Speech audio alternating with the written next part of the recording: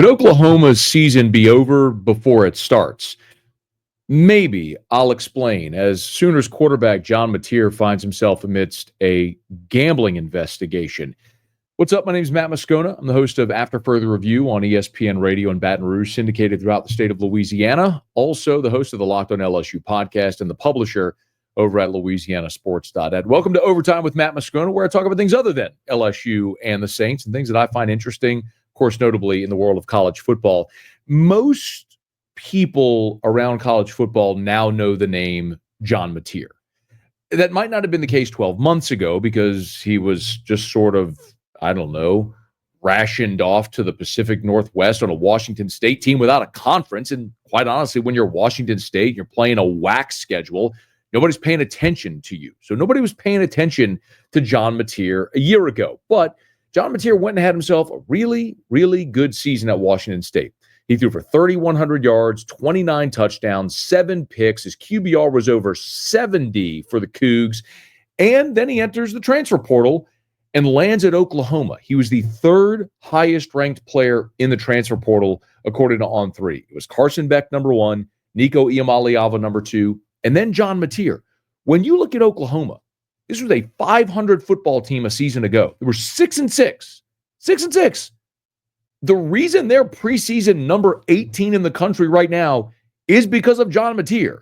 John Matir and his offensive coordinator, Ben Arbuckle, coming from Washington State to Norman. Jackson Arnold, the former 5-star, is now at Auburn, and Oklahoma's looking at it as a clean slate, healthy receivers, and a true trigger man there under center in John Matir.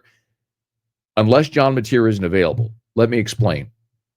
You might have noticed that there was a report that John Matir wagered on sports. Now, I want to be very clear. This might be nothing. It could be. This could be nothing.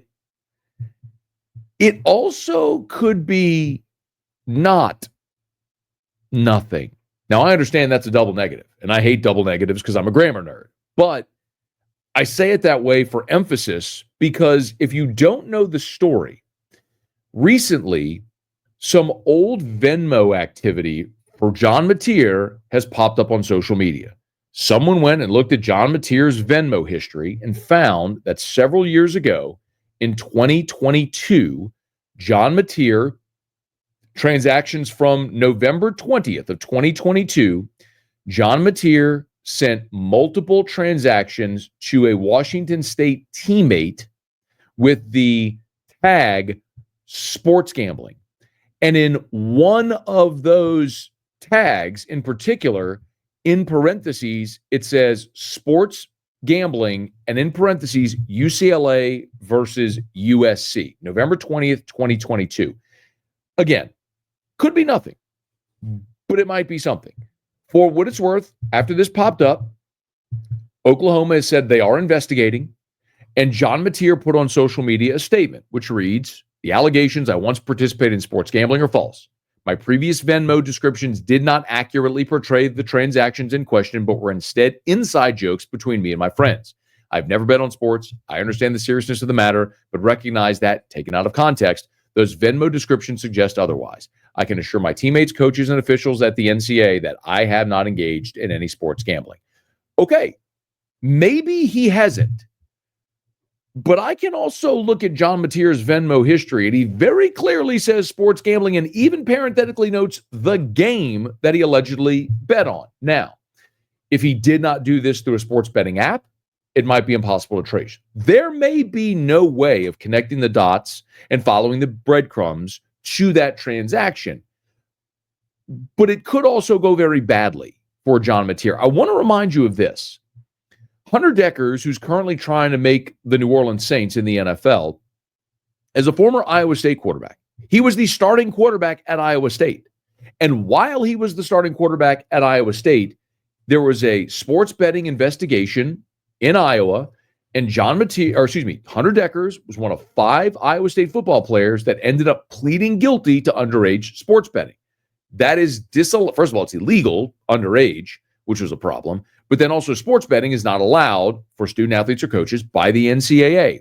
So Hunter Deckers lost his eligibility. This was the starting quarterback at Iowa State, who was a highly regarded recruit and had an over 2,000-yard passing season at Iowa State at the time his career then hit the skids because he was popped for sports betting. He ended up throwing for at Iowa State in 2022, 3,044 yards, 19 touchdowns. And after that, he ended up at Iowa Western in junior college because he lost his NCAA eligibility.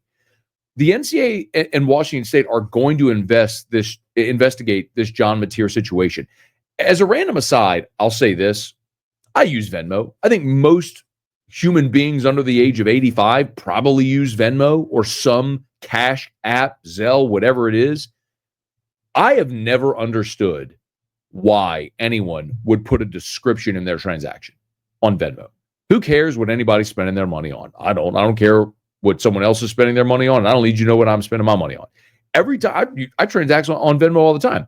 When I transact on Venmo, I make sure that the description is set to private because I don't want anybody to know or need anybody to see what if I'm sending my mom $50 because she bought diapers for my sons. I don't know. There's no reason for it. And in this situation, by the way, if you care to look, you can go on Twitter and look for other screen grabs because people started searching John Matir's Venmo activity. And there's some harsh language and things that will be considered cancelable in cancel culture. Not that I'm here for any of that nonsense. I'm more concerned of what this means on the football side of things for Oklahoma. Because if John Matir is the quarterback at Oklahoma, this is a team that could conceivably be a team that would certainly save Brent Venables' job, get back into bowl contention, maybe be a dark horse playoff type team. But without John Matir and now Jackson Arnold gone, there is no good option at quarterback for Oklahoma. And I'll remind you, there's also no easing into the season for Oklahoma. They open up against Illinois State, and then in week 2, they play Michigan. That's an ABC night game. And I don't know who the quarterback's going to be for Michigan, but that's still a Power 4 major non-conference game. It's in Norman, but still a major test in week 2. Then they go at Temple, which I have no idea why Oklahoma would ever play at Temple. Then they're home against Auburn, Kent State, and the last 7 games of the season. This is the kicker for Oklahoma. Texas, at South Carolina, Ole Miss, at Tennessee, at Alabama, Missouri, LSU. That's their final 7 games of the season. They got to start fast, or Brent Venables may not be the coach by the time Thanksgiving weekend pops up and LSU is visiting Norman. And this all centers around John Matir being eligible. Now, if I had to guess, I'm going to go ahead and guess, and again, this is big flashing lights, guess that this ends up being nothing because it appears as though you don't have the transaction history. You have that John Matir sent a teammate money, labeled it sports gambling, but at this point, we don't know where or if those bets were placed. My opinion is, of course, he gambled on sports. In 2022, he wasn't thinking that this would come to roost 3 years down the line and that someone would be scrolling his Venmo history. Look at the other descriptions he had in Venmo. I don't think that's an inside joke. He even listed the game he was betting on. Yeah, I think John Matir bet on sports. Yes, I do.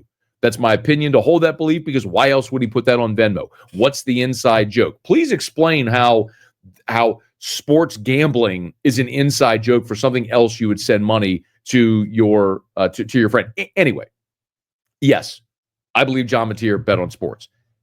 But if there is no paper trail to that wager, if it's just a Venmo transaction between he and his friend and there's no paper trail to the actual wager, then it's John Matir's word against anybody else's word. And if he's adamantly saying he didn't bet on sports, then the NCAA, I think, is apt to believe him. But we do have situations to determine the seriousness of this, even if it was just a $5 wager, like the Hunter Decker situation I just alluded to.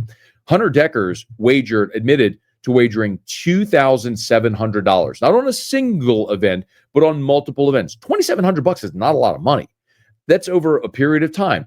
I'll also remind you that Rick Neuheisel lost his job for participating in an NCAA tournament March Madness bracket pool at the school, up at the University of Washington. Like, the NCAA takes this very seriously, as well they should, because sports betting, and yes, I understand the irony of the thing propping up a lot of college sports and a lot of revenues being sports betting is also the thing that could very well disable it if people believe that the games were fixed and that people were throwing games. They take sports betting very seriously. It's why Pete Rose died without ever being elected to the Hall of Fame. Betting on sports and the perception of potential improprieties there and delegitimizing results is the greatest sin that you can have in sports. So yes, I understand why the NCAA is going to take this very seriously. I think John Matir bet on sports. I don't think he bet on his team. I think he bet on USC and UCLA, like he said in that transaction. I don't think there's a paper trail from everything we've seen right now, which means the NCAA isn't going to be able to pop him. But if they do, this becomes a massive story in college football because now you start to connect the dots of, is John Matir not eligible? What does that mean for Oklahoma this year? If they face plant again, Brent Venables is very likely gone. Then what does that mean for this roster potential transfers? Current commits like Bo Bentley, one of the top quarterbacks in the country for 2026, who recently picked the Sooners. Does he then start looking around elsewhere? You can see a chain reaction events that could come from this if, in fact, they do find that Bo Bentley bet on sports, that John Matir bet on sports, which I think he did, but proving it is a completely different story. Just my take. Let me know yours. Please drop them in the comments below. Smash that like button and subscribe to the channel. We appreciate you for being there. If there's something you'd like me to talk about, fire me a message. I'd love to interact, and you can always connect with me on social media at Matt Moscona. Good luck getting the vowels right. Moscona on any of the social media platforms. Until next time, it's overtime with Matt Moscona.